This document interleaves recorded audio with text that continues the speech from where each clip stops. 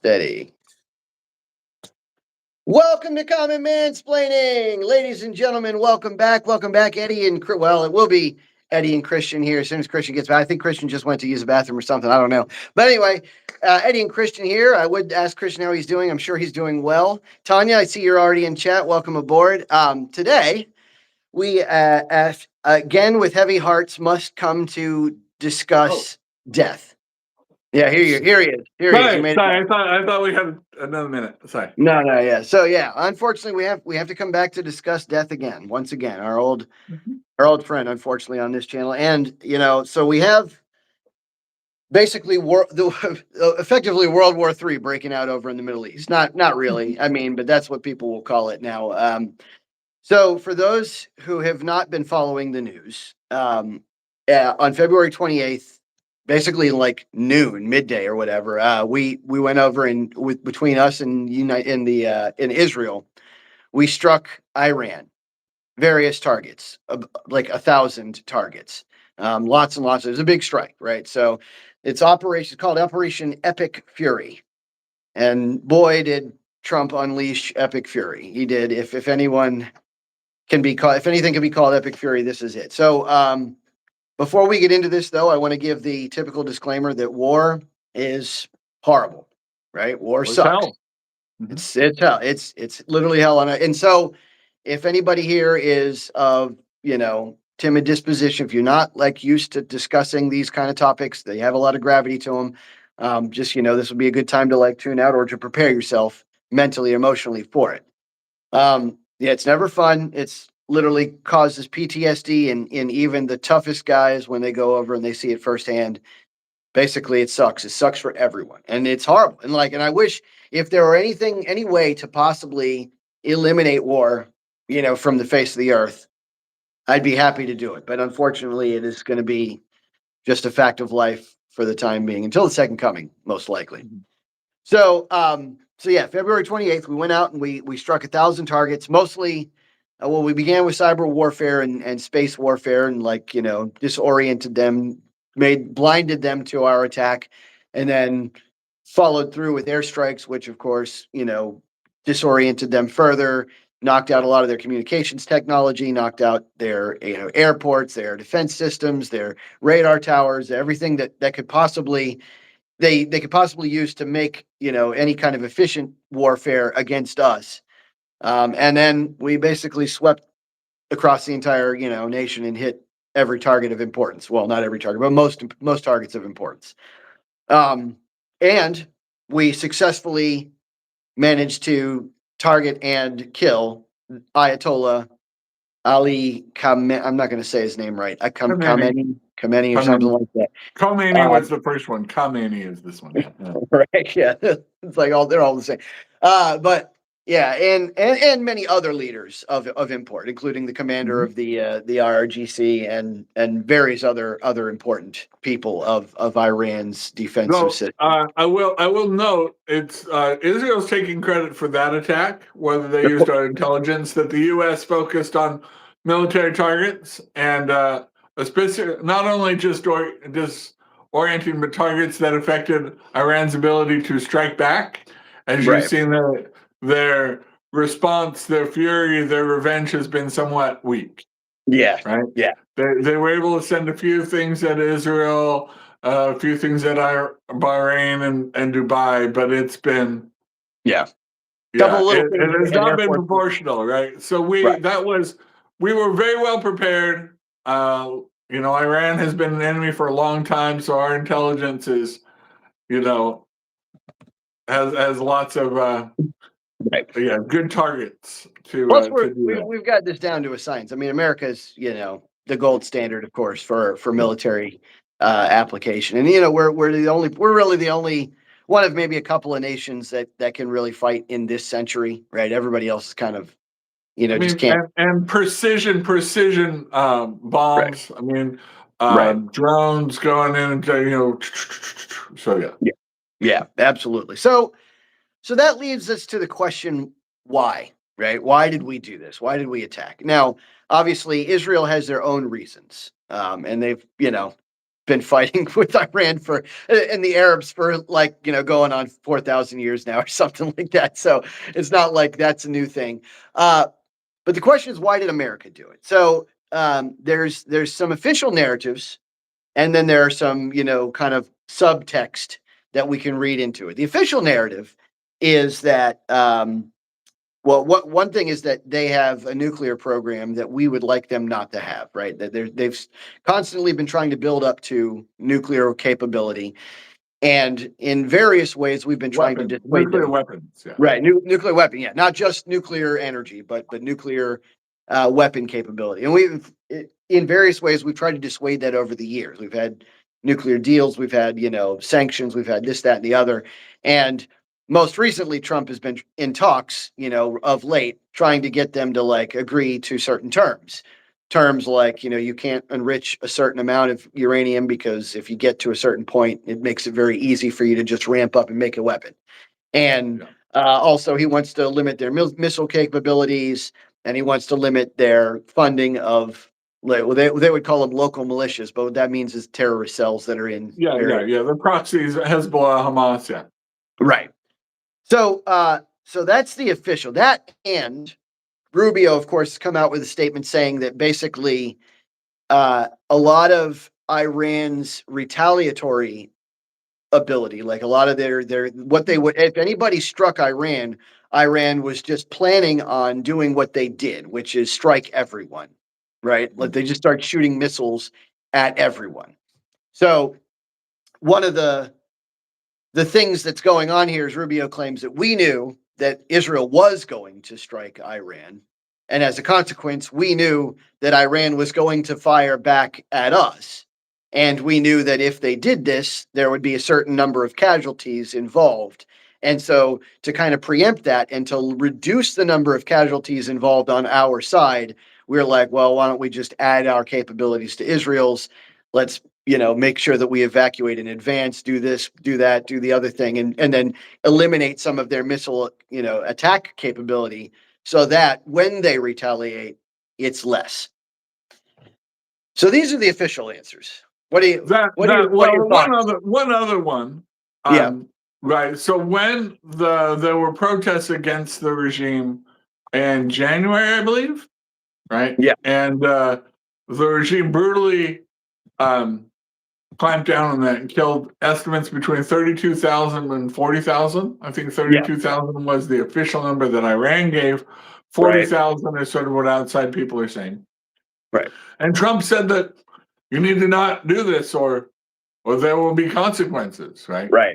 And so he didn't react right away.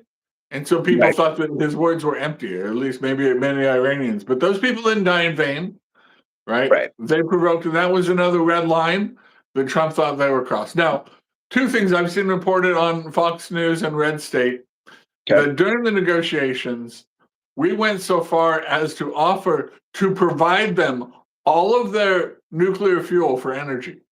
Yeah, I saw that. It, right? So you mentioned before. So to enrich uranium 235 for energy purposes requires about a 3 to 4%. Right. And for weapons grade, it's around 20%. Right. They kept going to 20%. In fact, the most recent sort of inspection saw that, and they were, stalling on this.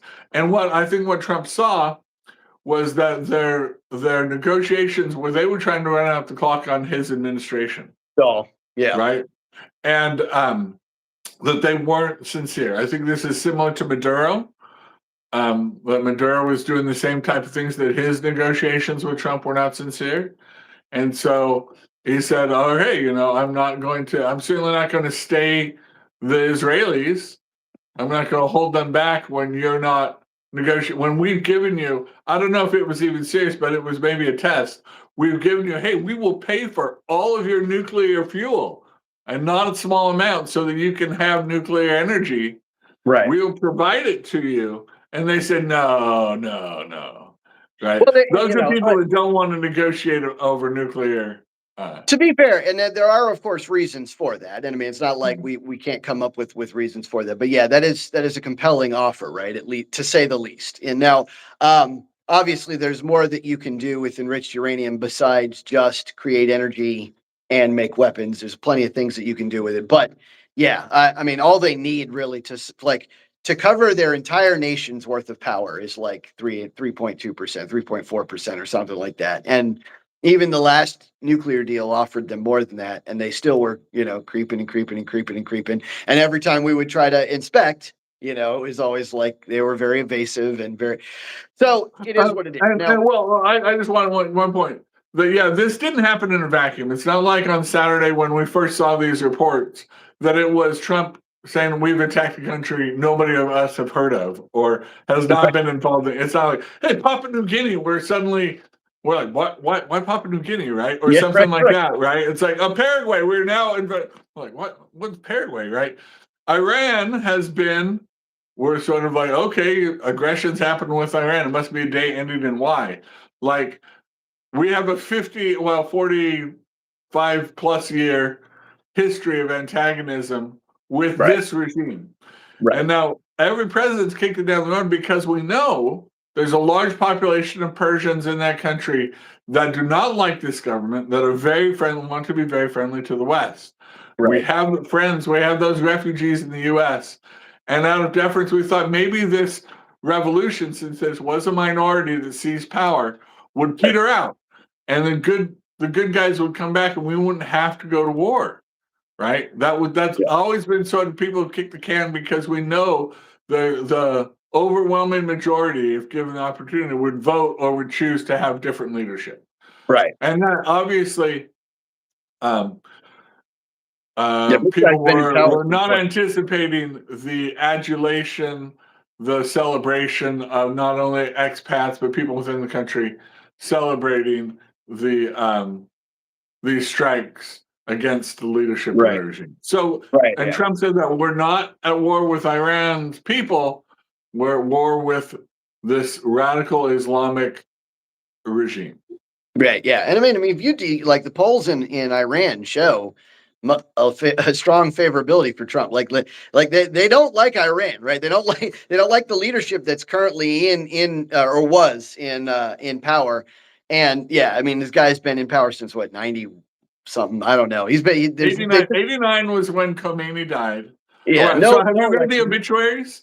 Do you mind? I No. don't know, not to sideline you. I've read the obituaries and they're quite glowing, right? Oh, Especially compared oh, to I Charlie saw that. Kirk's and like the Dilbert creator Scott Adams. Like, they Yeah, try to I saw paint him as this kindly figure, which was something he would put on front of the cameras. Nobody that was really following it was fooled by that, except yeah, maybe the most gullible media types. Because this was a guy who, yeah, in '89 was chosen because he was sort of an insignificant people. They thought they could manipulate him more than the Khomeini, the first Ayatollah.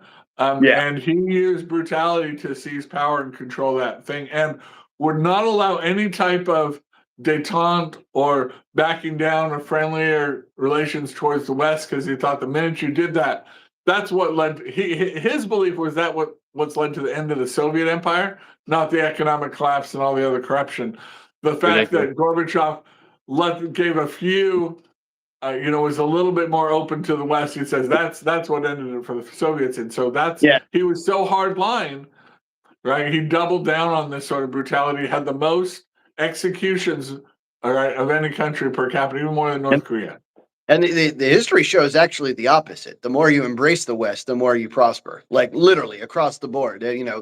Society after society after society. The moment they actually embrace Western culture and especially like Western trade and Western economic prosperity, they have windfalls every single time. So, but yeah, so those are the main reasons why we are claiming this engagement. Now, there is some subtext here, right? And of course, the very first thing that people are going to say, and the very first thing they always say, anytime that we engage in a nation that has any form of oil whatsoever, that's like always the very first thing that I hear. It's like, oh, we're just doing this for oil. I just don't buy that one. Like, I mean, especially in this case, because we're not there on the ground. We're not going to be taking control of now. Who knows what's to come, right? I can't speak for the entirety of our execution here, but yeah, that's a very classic one. I'd like to refute that even more. Yeah. I think Trump's timing of this was right now. There's an oil glut in the market, Right.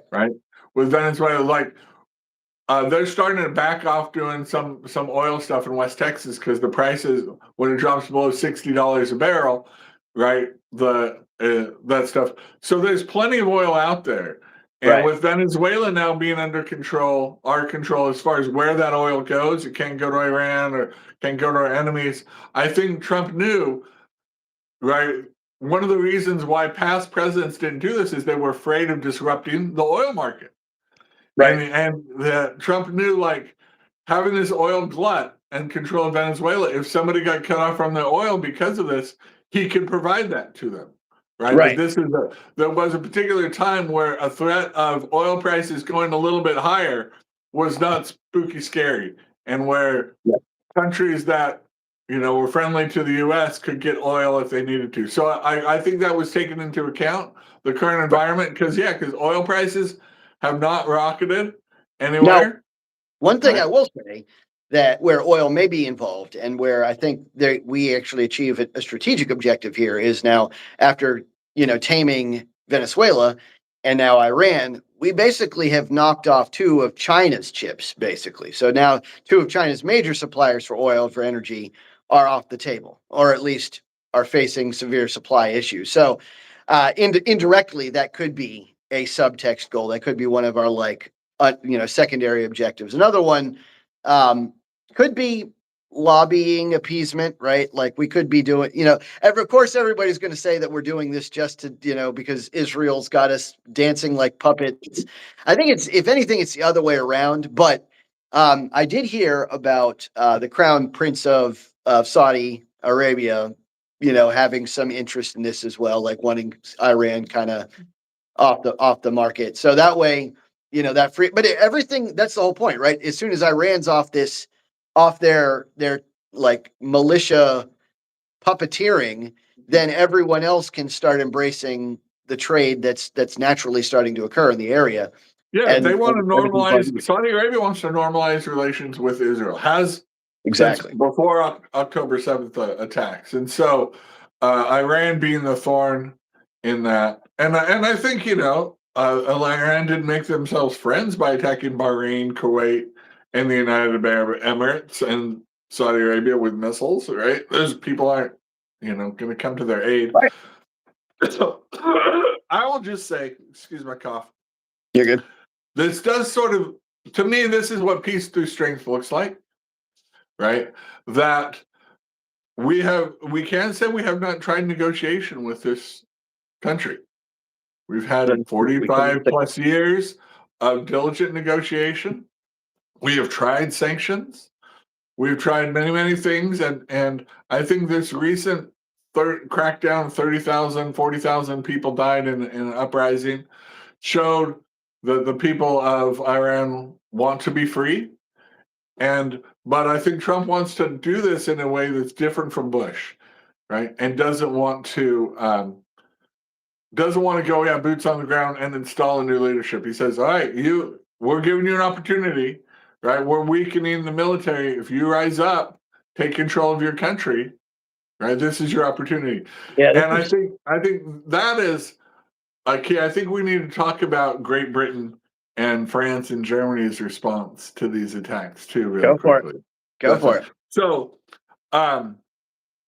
they of course Everybody France they were against them, though Germany was more sanguine, but the British even would not let us use their air bases.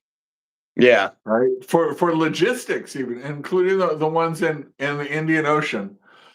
Which is a joint Anglo-European, Anglo-British, American-British base, would not let us use it. And that ticked Trump off. He's going to remember that. He's like, that's pretty much unprecedented. You're calling this a special relationship and we can't use this even for logistics. So Keir Starmer has backed off that a little bit and said we can use it for certain things to stop missiles from hitting uninterested parties or whatever. And it's right. So this is the Britain, especially the Labour Party, is compromised that so much of their voting support comes from Islamic fundamentalists that hate the U.S. that they can't Yeah, engage in the way of that they course. should because Of of course. this, and they're worried about losing power from their left. There's a Green Party in Great Britain that's much more anti-Israel, much more anti the U.S.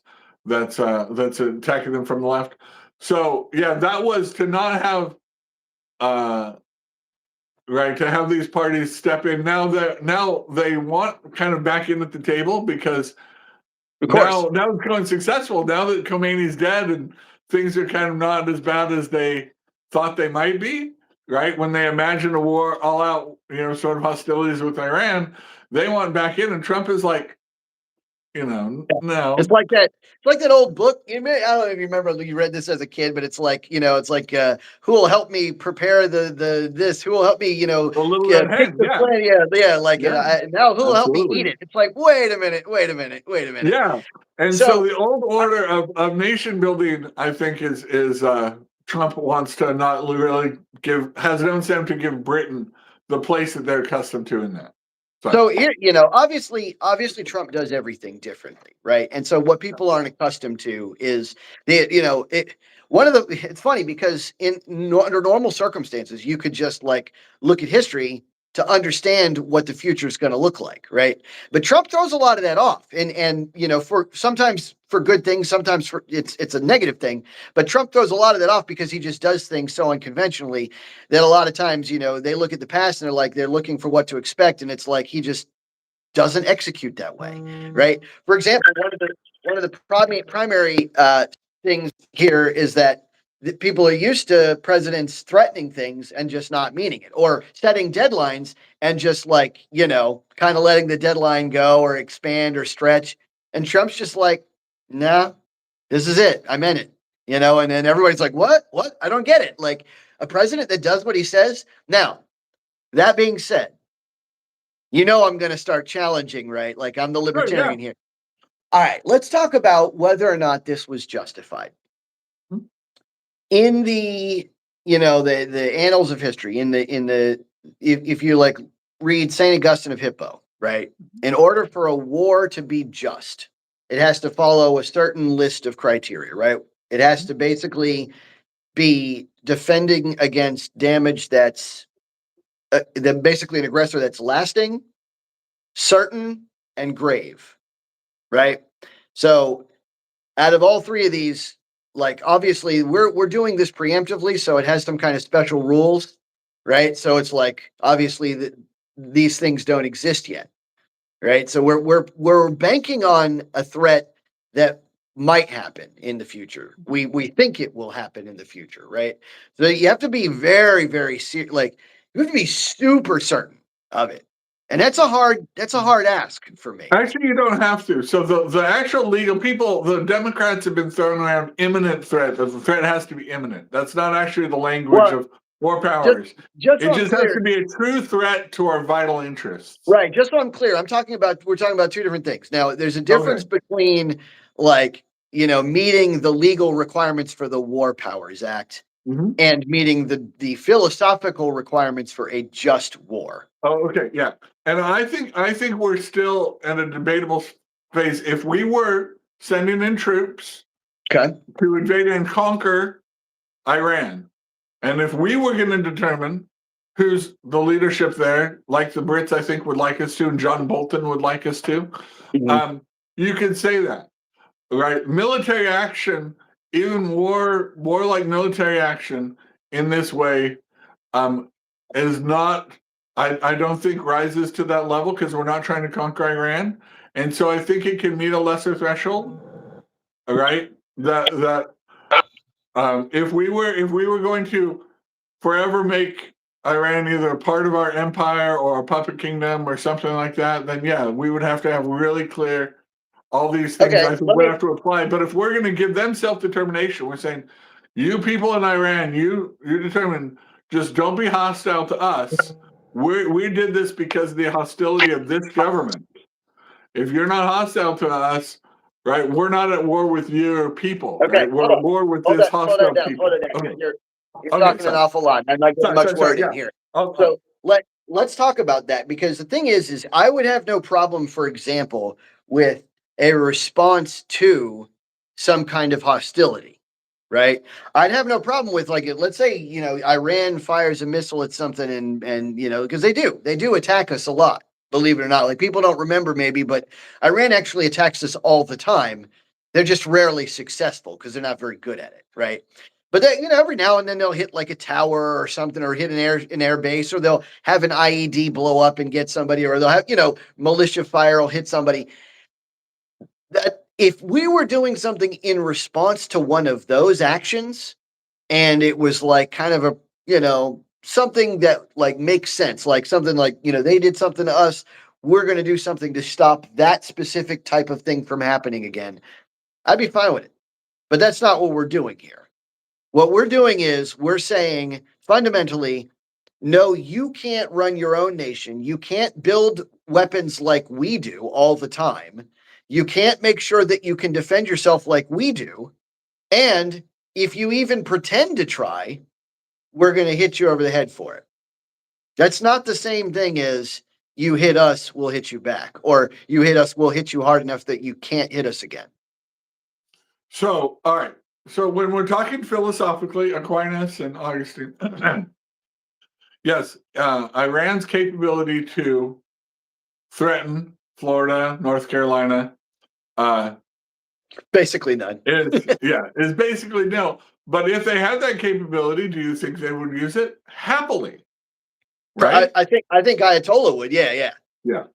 And so they have shown, right? And again, this is not belligerents that just started propping up in 2026, right? There's a long history of this, and so I think the history and just their rhetoric, I mean, their platform, their death to Israel, death to America, are still like the founding principles, right? And they have been at war with us, right? We have just sort of decided to not be at war with them because of what you said, because of our luxury of being really far away from them. But we're not going to wait until they have the capability to fundamentally, wound our country. This is what we learned from 9/11. If you wait until a country has the capability of, or a terrorist organization you don't respect has the capability of hitting your vital organs, right? You're going to be right. That's a strategy that's a losing strategy. And I don't think Trump necessarily is following Bush doctrine. I think he goes back and forth. I do think a lot of it is that what he said to the leadership about killing their own people that was ignored, and about these present negotiations. And he's like, I think he took his word seriously, even though we don't see it as him attacking that same week or that same day. Because it's like, all right, maybe that same day he went to Hegseth and said, all right, make me a plan. They're not listening to me. I said there would be consequences. Make me a plan, right? And this is how long it took to get that plan so it can be super effective, right? So the decision might have been made back then. what about other? So let's take let's look at some of the other nations in the world as examples, right? Like, I mean, Britain obviously didn't want to get engaged in this preemptive strike, and yet Iran, attacks them with effectively the same frequency they attack us. France didn't get involved, Germany didn't really get involved. Iran attacks all these nations, right? They basically attack anybody who's got Western culture in any form, right? And they attack Israel far more often, of course, but they attack a lot of nations that didn't engage in this thing. So is that actually, like, I'm trying to figure out where that line is, where you think all of a sudden it's necessary, because they say death to all of these groups. Okay, so necessary is a threshold that's a different threshold. Okay. Right? We don't. It doesn't have to be necessary. Okay. It can just be right. It can be a true threat to our vital interests. That's the standard the legal standard for the president using military force. Now, and he has 90 days that he can pretty much do whatever he wants before he comes back to Congress and war power stuff like that. But the necessary, right? So yeah, if we're saying, is this necessary? Obviously, he could have waited and not done this, right? Right. Was there an opportunity, right? Right, you said yourself at the beginning, the Israelis had seen this opportunity where all their senior leadership were coming to one place. It was such a good opportunity that they weren't going to stop, right? Israel likes to kill leadership. The U.S., right, that's not our game plan. But, like you said, we worked with their ally. All right, they're going to kill leadership. We're going to do this other stuff. So, when you take some of that into account, it does, right, supporting an ally versus the U.S. Maybe the timing of it is because of this ally's actions and was pushed more than us. So you can talk about Israel felt it was necessary. Israel is much closer. Their interests are much different than our interests, across the Atlantic. But our support of them might have pushed us. I think that's what maybe made it necessary because Israel was going to do something. So if you listen, if you read like Augustine, basically anytime, so in order for it to qualify as a just war, basically it has to be essentially a last resort. Like all the peaceful operations, anything like possible has to have been exhausted essentially. And basically the way he talks about war, it's got to be basically like always a lesser evil, which this may in fact be a lesser evil, but it's very difficult to calculate when you, one, haven't fulfilled all the possible peaceful options, and two, are talking about events that might occur in the future. And, you don't know exactly what events might occur, like if someone, let's say, in the future, they are going to attack America, but just over the course of all their attacks, they're just never going to kill more than 50 people because they're just not very good at it. And here we are willing to kill thousands to get the job done, right? Is that actually a lesser evil, right? Are we actually accomplishing? Okay. A part of my retort would be, civilians. The death of civilians is always unwanted. I know you want to talk about that. Military people. If we're talking military targets, those people sign up for it, right? We have a volunteer military in America. I assume they do in Iran. They have 90 million people. And so they have enough people that they can draw upon people that choose to do that. They make themselves targets. They're armed. They can defend themselves. They choose to stand in a belligerent and state of war against the United States. This is their professed declaration. I think the one flaw when you use Aquinas and Augustine is that those are Western ideas, and that you cannot understand Iran through Western philosophy. They are anathema to it. Their rationality is not that our rationality. Something that occurred to me is I'm not sure that America can afford to be just. I thought about this. It took me a while to, I'm not sure. I'd like to think that we can. But we may not. We may not be able to be just because, or we may not be able to be just and maintain our hegemony. Like that just may just be something we have to sacrifice when. Oh, sorry, they're blowing my phone up for some reason. They may not be able to be, just and stay number one, right? And stay, because everybody's going to take advantage of that, of course, until we either fail or, right. Going back through history, France pre-World War II, Britain pre-World War II, even Russia at the end of the Cold War, all of these were basically kind of reactive regimes. And because of their reactivity, they probably cost themselves maybe even Rome toward the end of their empire was pretty reactive to all their revolts and all the mercenaries. So I considered the fact that it may just be something that we can't do. We may just not be able to wait for just every time. We may have to wait for opportunistic or, just maximum advantage or something like that. Different game theory options. I don't know. I would love for us to be just every time, but I don't know that we can do that. It's a tough one.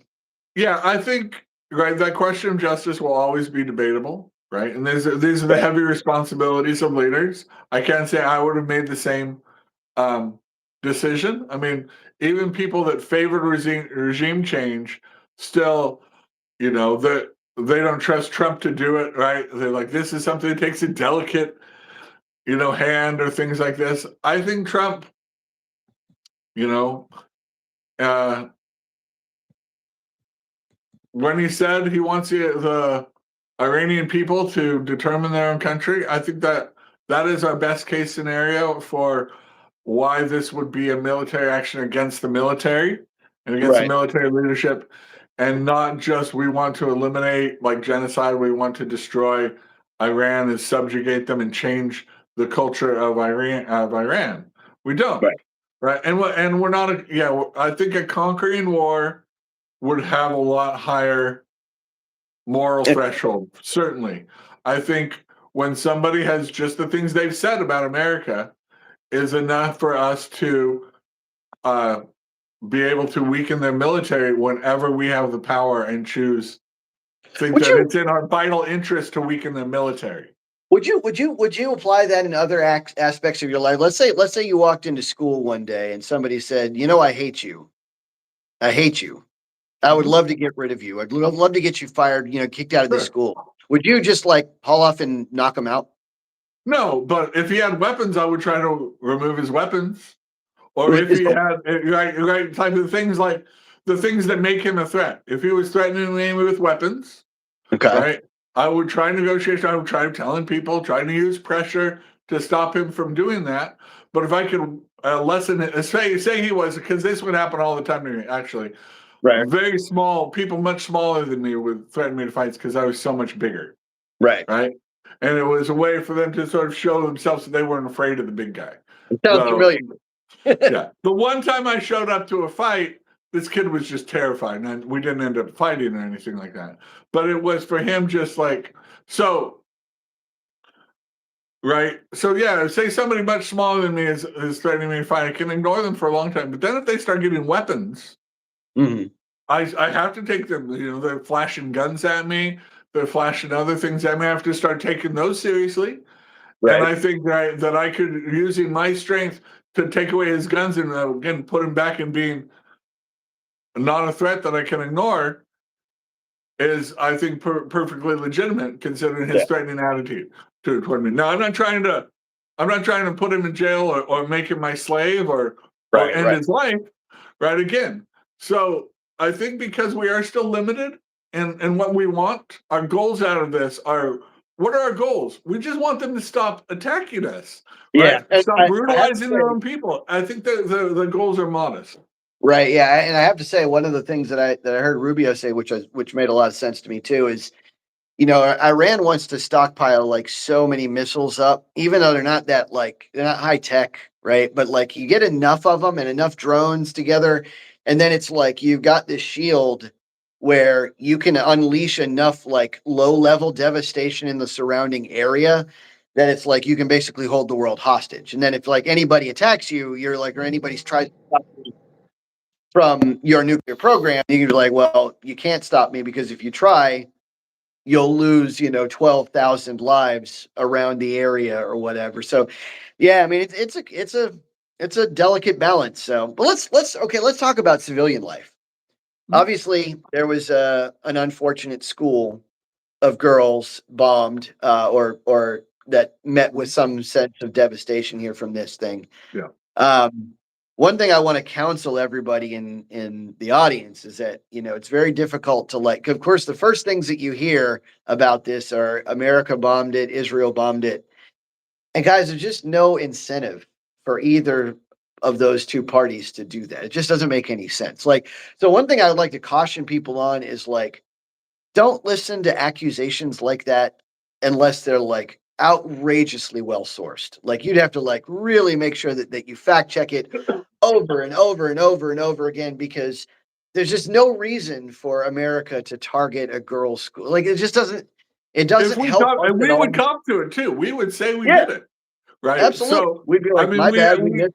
yeah, there's a lot of narratives. There's a lot of things in this reporting we need to, right, be very skeptical of initial reports and give us time and give, for us to investigate. When you see something that can be spun one way, it's very tempting to jump on that. But why Yeah. we waited several days before we reported on this ourselves is we Right. wanted to get more facts. We wanted to have more stuff come in rather than Absolutely. just be jumping on and speculating. Absolutely. And You give some said time to really think through all these scenarios. And I think that's why we can see it with a little more clarity on that. When people wear it, when the first time you're like, oh, this is so horrible. Emotional reactions are going to be right. They're not going to be as clear. Right. You're going to lose clarity. Now, you said that Iran is now actually like officially claiming this is a misfire of one of their missiles. Is that what you said? people within. So what I saw next was videos of a missile nearby going up and looking like it having a malfunction and coming down, crashing, and Oh, people around that naval base saying that was their fault. I even heard that it was an official, like as far as maybe like a search and rescue, like a fire department locally there, said it was a mistake munition there. But yeah. right. So I mean it's still tragic. This girl's life is it's not like it doesn't matter, and it is still something that happened because of war. But again, we and could be avoided if the negotiations had worked. This could Right. all be avoided. And Right. so I I think want that is right. The leadership of Iran do have a responsibility for the lives of their citizens. They've shown, or should we be responsible to care more about their lives than their own leadership do within the country? Well, it's funny you asked that question a couple of times. I do think that we probably should, unfortunately, just because we know how inept they are at it, as sad as that is.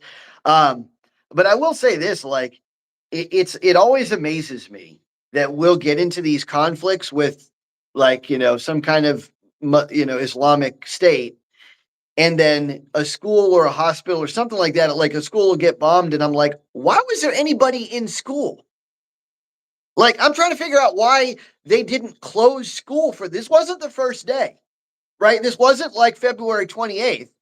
This is like days into this conflict, and then there are kids in school. I'm like, why wouldn't the kids be at home in a bunker, like hiding in a closet? That's where I would be. Like, don't get me wrong. I don't know what they have available to them as far as protective zones, but you would think bare minimum they say, guys, please stay at home. Like, please stay at home. Please find someplace safe. Please get in your cellar. Please, like something. But and anyway, I do want to address something that Independence Resurrected said. This is Yes. something I'm Yeah. hearing from the left a lot. Is that this war, this strike, is illegal? That the president didn't have the ability to do this. Now, I don't know if you guys have read the Constitution recently, but the president doesn't need Congress for this. The president doesn't. I don't even think the War Powers Act is actually even constitutional technically, but I'd have to look. I'd have to dig into it, Yeah. like dig Even into using that, right? Everything he did was according to our one hundred Constitution. percent. Like all that you need for the president to act is for him to think that there is a threat. That's it. He doesn't even have to be right. He just has to think there is a threat to America, and that's it. Like, I don't think people realize how how easy it is legally for the president to use war powers, like for him to just start using the military. Now, that isn't to say that I'm saying he should. I'm just saying that legally he can. So I don't know where people are getting that from. So yeah, Yeah. I mean, yeah. I'm not saying you're from the left, Independence. I'm just saying that I hear this a lot from the left. I hear this a lot from Yeah. people who are opposed. You should know that I'm no Trump fan, and I know 100% this was legal. Like, Yeah. no question in my mind. I mean, the usual talking point from the right has been, well, look, Obama did all this stuff and you didn't care. There's a Nancy Pelosi press conference after where they asked her, does the president need to come to Congress to do all these bombings? And she said, no. We're like, okay, I guess we're done here, right? So it is one of those things that, like, well, we trust our guy to use his power. We just don't like it when Trump does it because he's so unstable, right? A lot of it is you can't separate their disapproval of the use of this power with their disapproval of the person wielding the power, right? Right.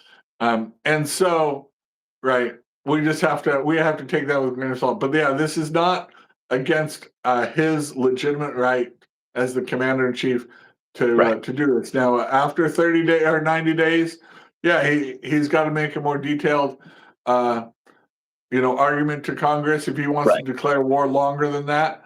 Yeah. They've said that this is going to go on for 4 or 5 weeks. Maybe, right? yeah. Now, I have heard reports that whoever is taking over power and has asked to have talks. They've called Washington and asked to have some talks. Yep, just And now, yeah, Trump's like, give it a few days or something. We'll get there. I think he wants them to see that this is not just, they can't just call for talks and get immediately what they want. Because, right, again, this is not a Western culture. This is a culture that respects strength. Yes. Right?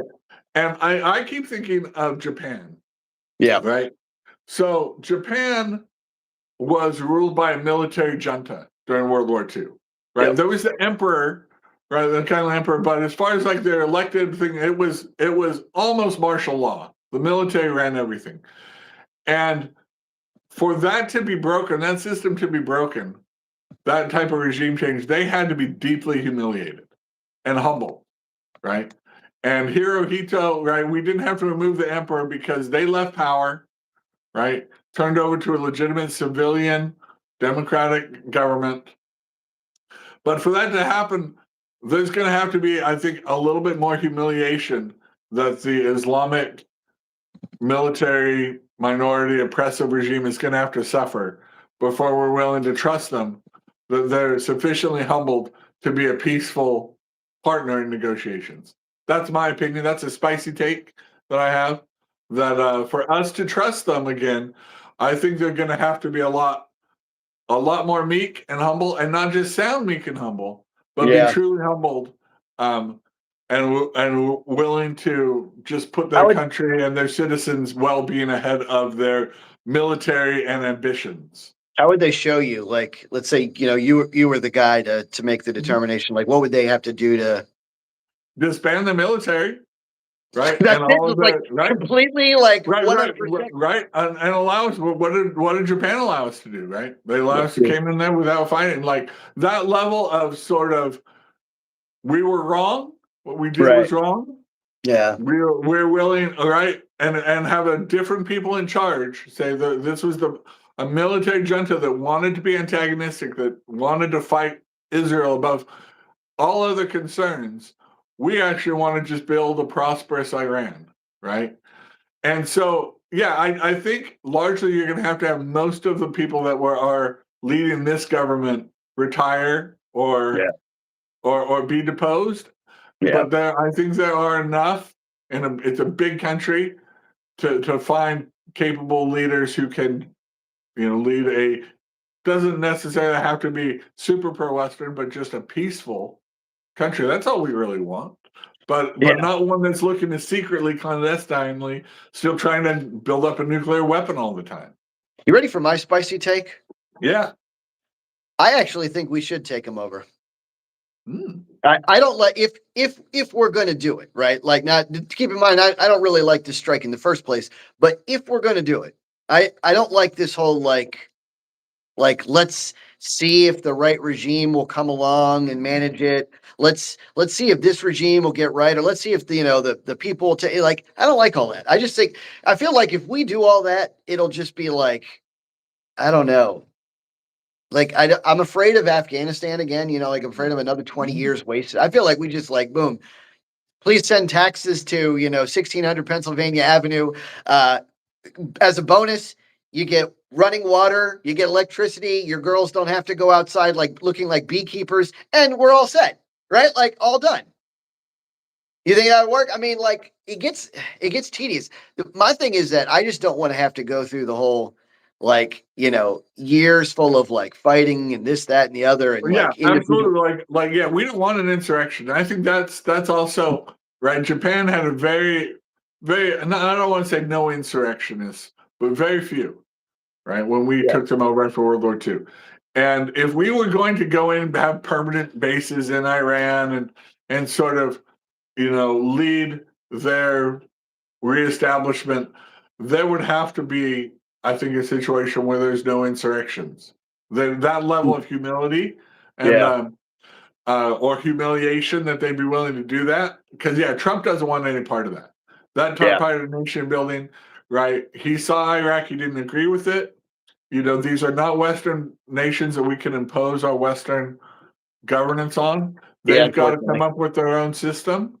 And hopefully, if we approve of it, then we'll make peace with them. If we don't approve with it, then we can always come in and bop them on the head again, because Yeah. they can't stop us.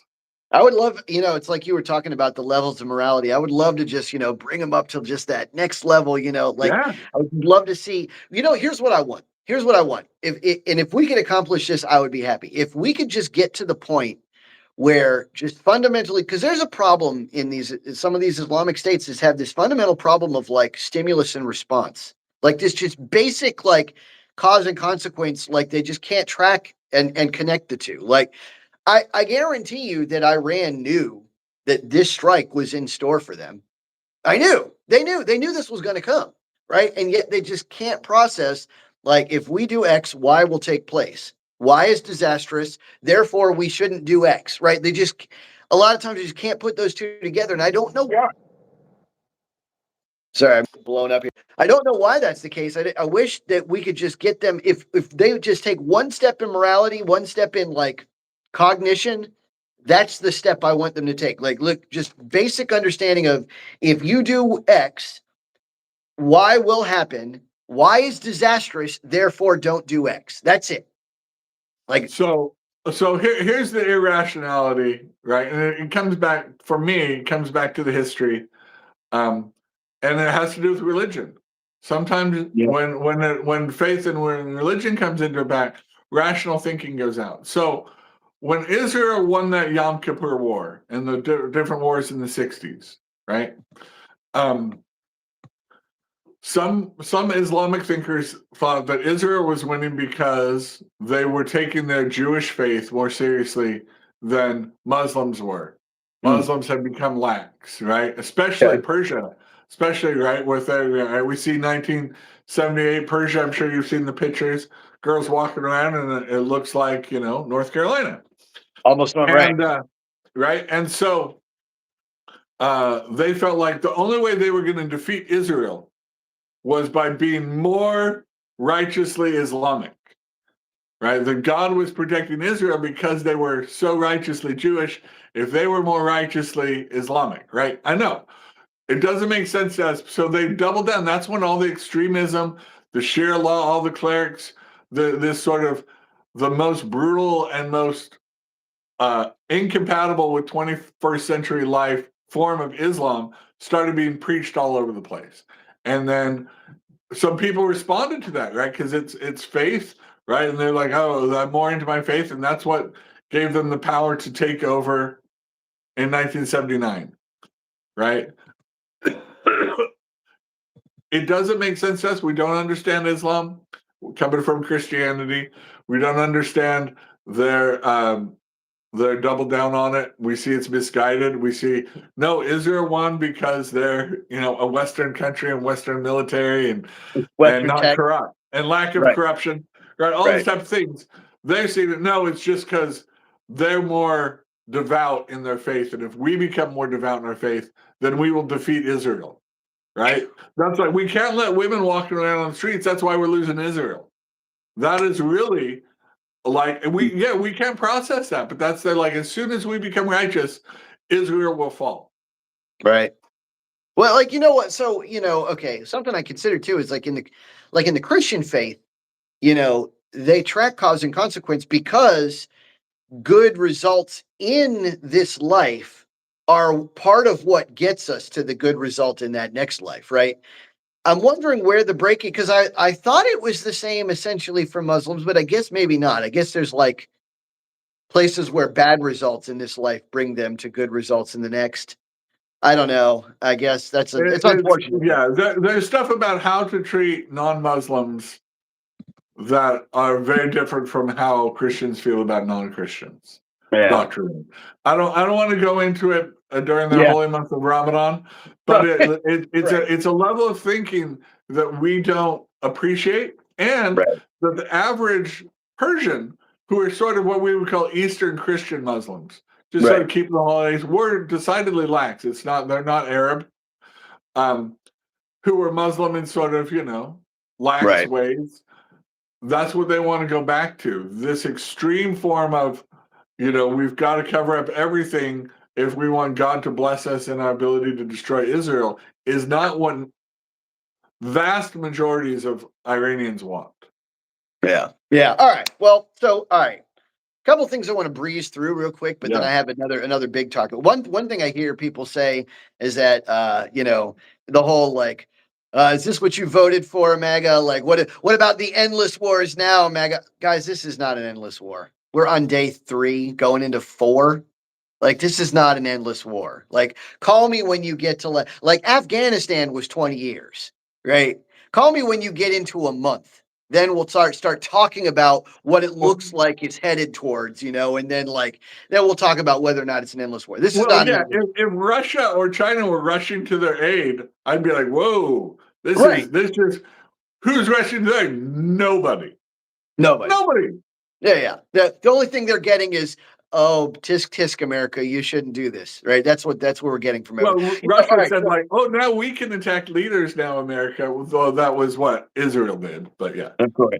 So, all right. The next thing I wanted to just kind of touch on is, um, okay, there's a difference between America first and America only. Like we said this before on this channel. People are saying the moment Trump focuses on anything foreign, policy wise, it's like, oh, what about now, MAGA? Is this what you voted for? What happened to America first? Okay, again, America first is not America only. You can't just completely forget about the fact that the rest of the world exists just because you're focusing on the needs of your citizenry does not mean that you neglect the fact that the world exists. You still have to, part of what makes America first is managing foreign policy in a way that allows, anyway, I think these are silly objections. I just wanted to very briefly mention those.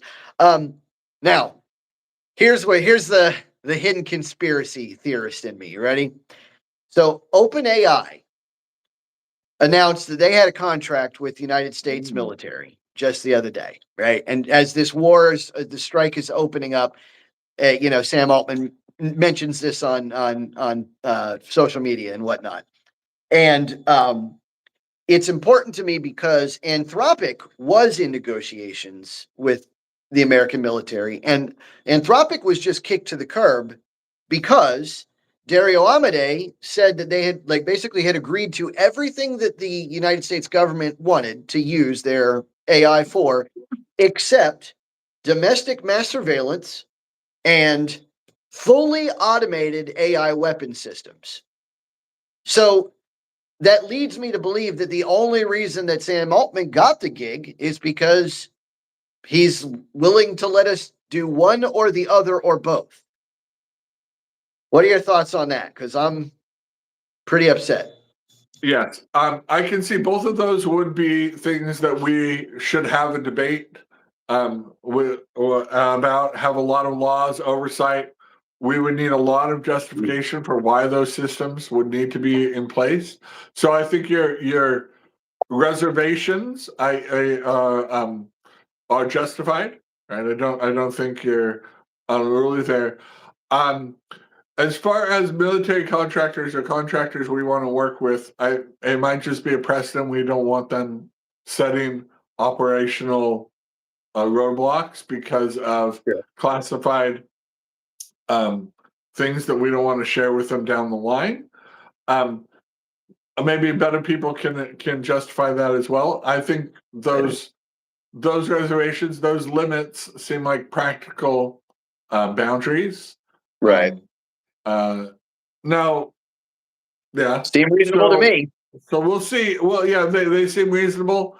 Beyond that, right?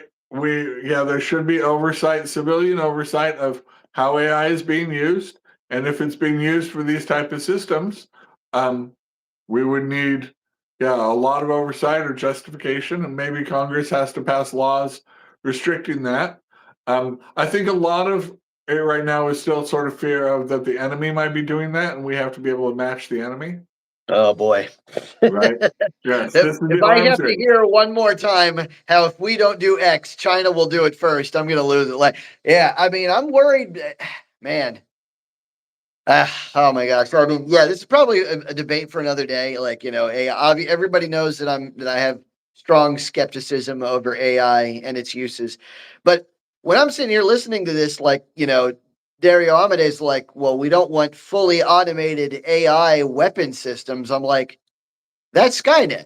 And then now they're okay with it, right? Now they're pivoting to Sam Altman so that they can do. They're literally telling Anthropic that those two seem very reasonable restrictions, right? They're saying that those two very reasonable restrictions are attempts to strong arm the government. That's what Trump said, and that basically he cut Anthropic off from the military. And Dario Amade is like still like I'm what I just wanted to it's like this is It might have been a pride thing, like how dare you, and maybe that's an overreaction. I I'm don't sure it think is. it's above Trump to react poorly or overreact to somebody telling him, no, or putting a restriction on that. I can't carry water and defend everything that Trump does is appropriate when it comes to AI.